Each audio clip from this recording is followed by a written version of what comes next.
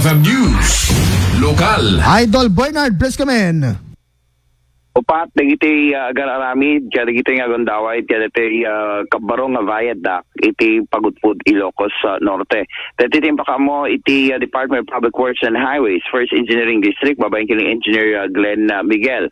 Kinunana nga isong nga mabayag da ito, igapota phase by phase program. No, malpas iti may isang phase, nga aramidan iti may isang kontraktor, sa baliman nga phase, ket sa balin tumat nga kontraktor.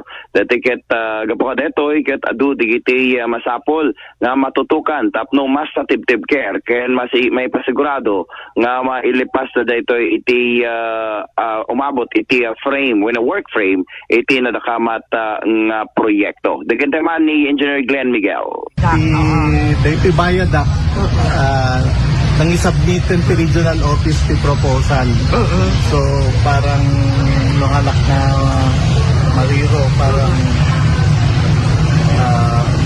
pat na phase kasi in phase datatlo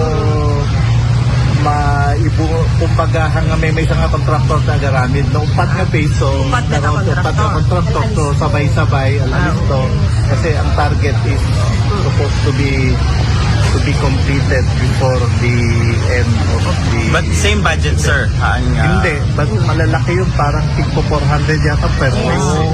So phase by phase lang namin. Well, anyway, phase by phase. Kasi kung iisang kontrata, ibig sabihin, iisang kontraktor. Kung masyadong malaki, di mas matagal.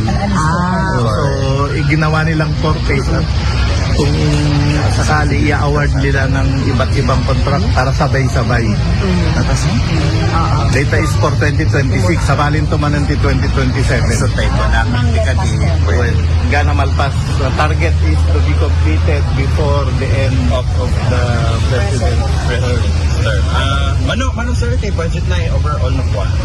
Estimate? Parang nakita ko, kasi hangada kami, diba, parang nakita ko lumaki masyadong lumaki yung total budget nila. Siyempre, first, habang the year, parang tumatagal, siyempre, tumataas yung mga presyo ng construction material. So, nadadagdagan yung estimate. Pasete pa nagsalita ni Engineer Glenn Miguel. So, kasma nangigan tayo, phase by phase, tawen tupay. So, kahit nga sawain sa nga malpas ka, dati tawen 2025, dapat 2026 until 2027, iti palang administrasyon ni Presidente Bongbong Marcos. Manipod, iti Pagudpud, Ilocos Norte. Para iti IFM News, Idol Bernard Fair, Tatak RMN.